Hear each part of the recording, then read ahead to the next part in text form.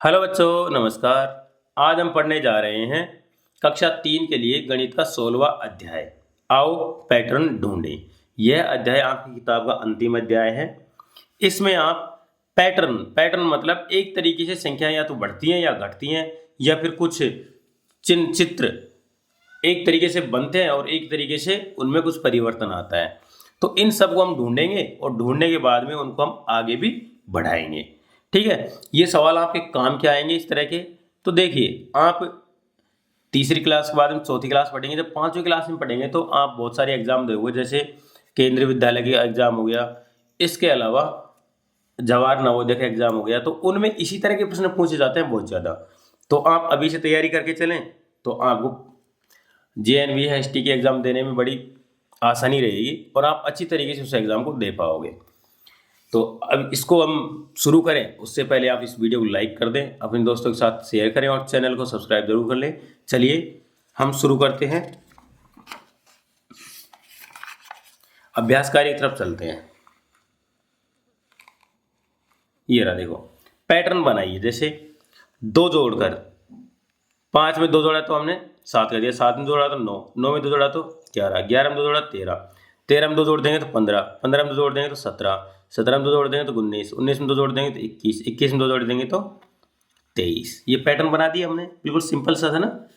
आगे देखिए, 5 जोड़कर, जैसे 5 में 5 जोड़े 10 हो गए, फिर 5 जोड़ दिए 15 हो गए, फिर 5 जोड़ दिए 20 हो गए, फिर 5 जोड़ दिए 25 हो गए, फिर 5 जोड़ दिए 30 हो गए, फिर 30 में 5 जोड़ दिए 35, 35 में 5 जोड़ दिए 40, 40 में 5 जोड़ दिए 45। ठीक है, बहुत आसान है ना।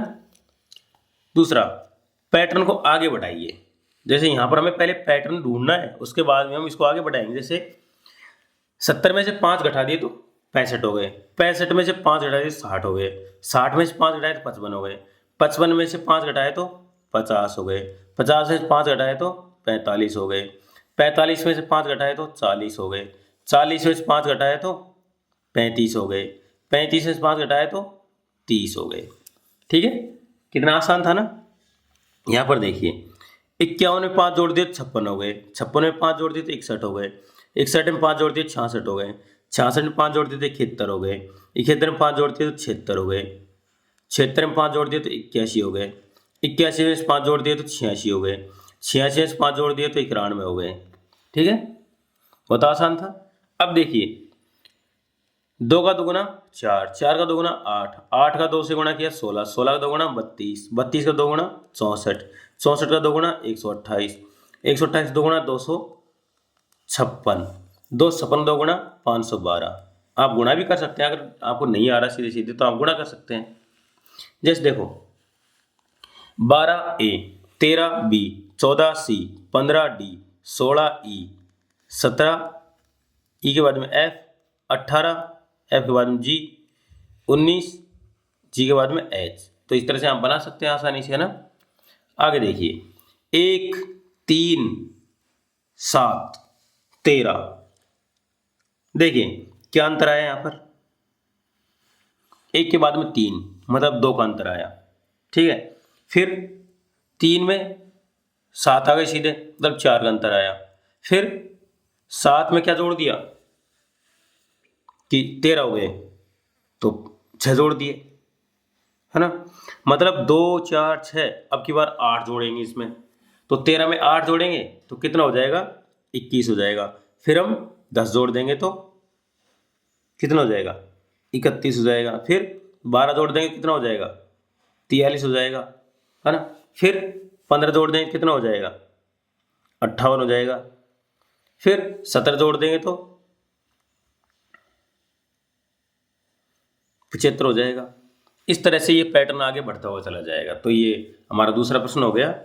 तीसरा देखिए, आप भी संख्याओं का पैटर्न बनाइए। यहाँ पर आपको संख्याएं दिख रही हैं, इनका पैटर्न बनाना है। जैसे यहाँ पर 3 का पारा चल रहा है, 3 दूनी 6, 3 तिया 9, 3 चौक 12, 3 पंजे 15, 3 छंग 18, 3 सत्ते 21। इस तरह से आगे बढ़ते चलना है। यहाँ पर 8 का पारा है, 8 दूनी 16, 8 तिया 24, 8 चौक 32, 8 पंजे 40, 8 छंग 48, 8 सात 56। इस तरह से आगे बढ़ते चलना है। यहाँ पर देखो, 11 एकम 11, 11 दूना 22, 11 तीन 33, 11 चौक 44, 11 5 55, 11 6 66। इस तरह से यहाँ पर 10 दूना 20, 10 तिया 30, 10 चौक 40, 10 पंजे 50, 10 छक्की 60। इस तरह से आगे बढ़ते चलना है। ठीक है, आगे देखिए यहाँ पर कुछ मजेदार पैटर्न है। निम्नांकित पैटर्न को आगे बढ़ाइए।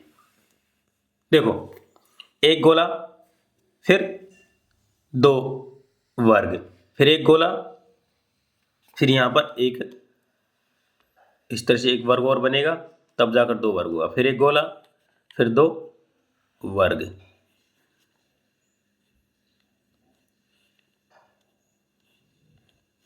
ठीक है, इस तरह से आगे देखिए।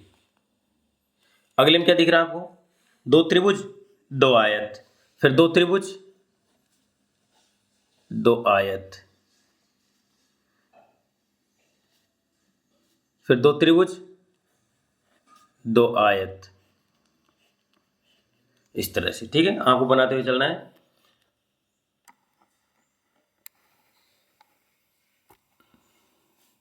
आगे देखिए, एक आयत के साथ में एक वृत्त, फिर एक आयत के साथ में दो वृत्त, एक आयत के साथ में तीन वृत्त, फिर एक आयत के साथ में चार वृत्त बना दोगे। ठीक है, फिर एक आयत के साथ में पांच वृत्त बना दोगे। इस तरह से यहां पर देखो, दो वर्ग, चार वर्ग, छह वर्ग, फिर आठ वर्ग।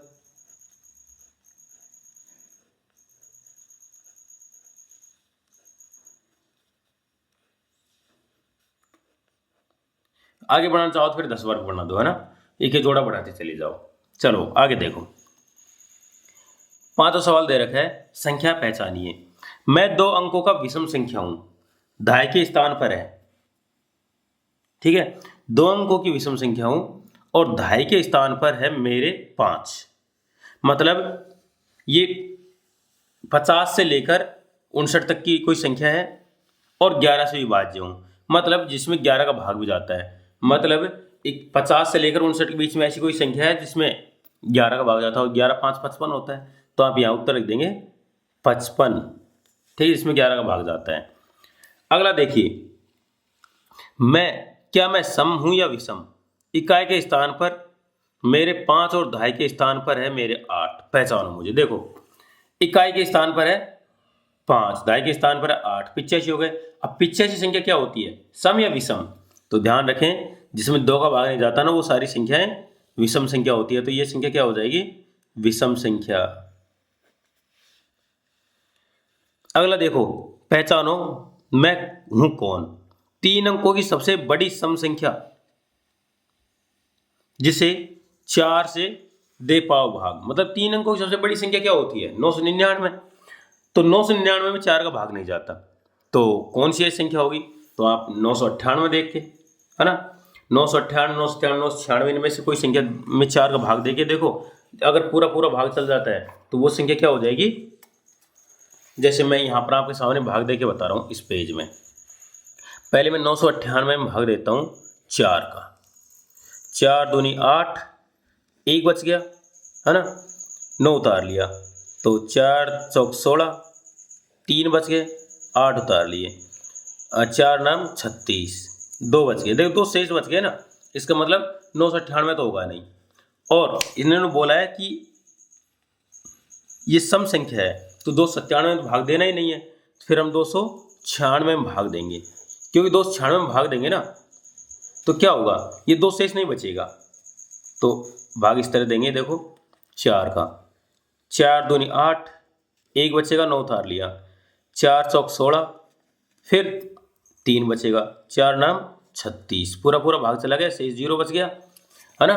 तो मतलब हमारा सही उत्तर क्या होगा, 996।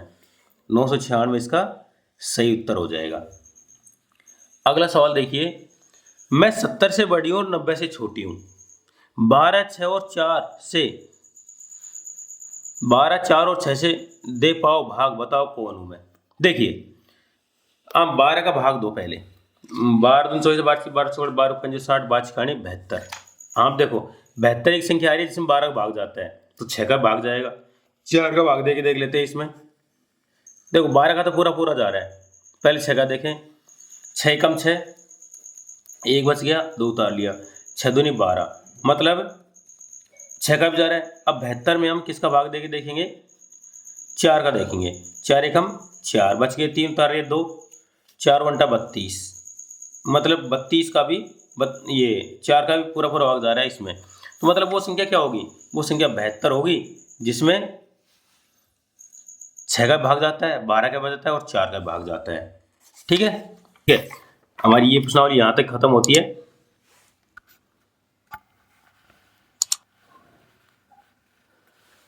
चलो, ये 5वां सवाल हमारी इस प्रश्नावली का अंतिम सवाल था। अब हमारा जो पर्यावरण अध्ययन है, हमारा परिवेश, उसके चैप्टर पढ़ेंगे। आपको इस वीडियो को लाइक करना है, अपने दोस्तों के साथ शेयर करना और चैनल को सब्सक्राइब जरूर करना है, क्योंकि अब हम सभी किताबें पढ़ने जा रहे हैं एक एक करके। ठीक है, तो चलिए मिलते हैं पर्यावरण अध्ययन हमारा परिवेश के साथ में। धन्यवाद।